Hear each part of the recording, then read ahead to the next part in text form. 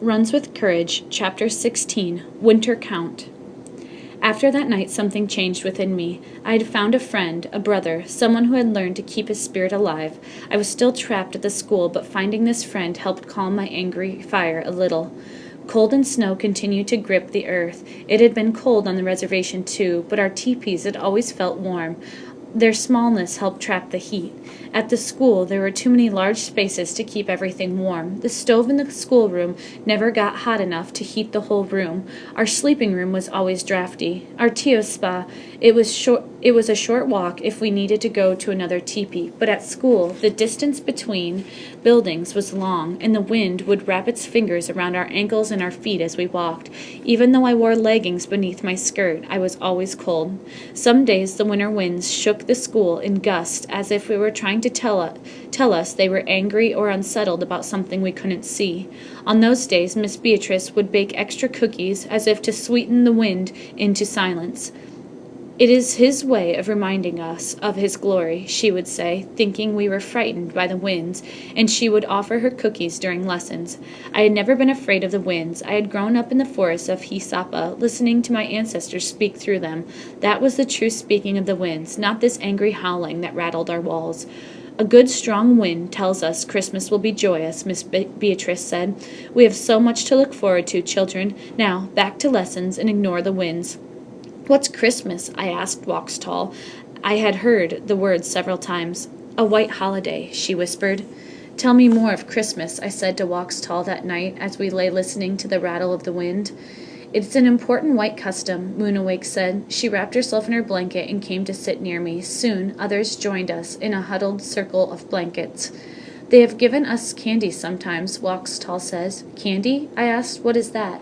"It is a sweet. It's hard, and you can crunch it, or you can keep it in your mouth for a long time, and it slowly disappears." "It's delicious," Small Rose said, smacking her lips. "But they always make sure to tell us that this tradition is not really about the candy," Moonawake added. Christmas was when Jesus," Waxtall pointed to the tortured man on the wall, "was born." "They celebrate this?" I asked. "But I thought they killed him. Why would they celebrate his birth?" I didn't think I would ever understand this white religion, the God and the Jesus person. "They celebrate his birth because their God is his Father. He is the Son of God," someone said. "Oh," I said, understanding a little. "I thought that Jesus was the Son of the sky, but he is the Son, and their God is his Father. I see why he is important, but I still don't understand why they killed him." Miss Margaret said, "It is part of God's plan." "I don't understand their God and his plan," I said. "There are so many white customs I don't understand." The girls nodded in agreement. The wind shook the wall, stealing our attention momentarily. For some reason it reminded me of the winter counts, our own custom for counting the past year during the season of snow. No matter how many times I had seen our tio spa's winter count, it took my breath away. Each winter, Uncle would unroll the buffalo hide, and I would stare in awe. Spread out before me was the history of our tio spa for generations, represented by one symbol for each year. Uncle was our tio spa's keeper. He and the other elders would meet and decide what he should paint on the huge buffalo hide. It was the keeper's job to add the past season's drawing to the winter count. What would this year's image be? Were they thinking about it right now, at this very moment? I had sat huddled with the other girls in the dark. Would the image include my journey to this school? I threw off my covers and stepped into the cold of the room. I wanted to draw a picture myself, to record my history the way my tio spa always had. "If we were to record this past year on the winter count," I announced loudly, "it would be the year of great change." No one moved. Moonawake looked a little frightened, as if she were unsure what I was going to do next. I was a girl and a child. Girls and children did not draw pictures for the winter count, but I yearned to have a familiar custom, something I knew and understood. I went to the small wooden chest on the floor where the school supplies were kept, and I found a piece of cloth that Pinchfinger had given us for sewing practice. I dug in another blanket for charcoal pencil and laid the cloth on the floor.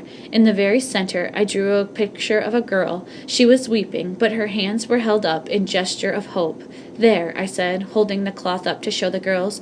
"I have recorded my first history for this past year. I have created a winter count." No one moved. Then Waxtall stood and took the charcoal pencil from my hand. "It has been the year of new people," she said, putting the cloth on the floor and drawing a picture next to mine. It showed many girls surrounding one girl who I knew was me. "It was the year of cutting hair," another girl said, stepping up to the fabric, drawing her own picture of a girl with tears falling down her face alongside strands of hair.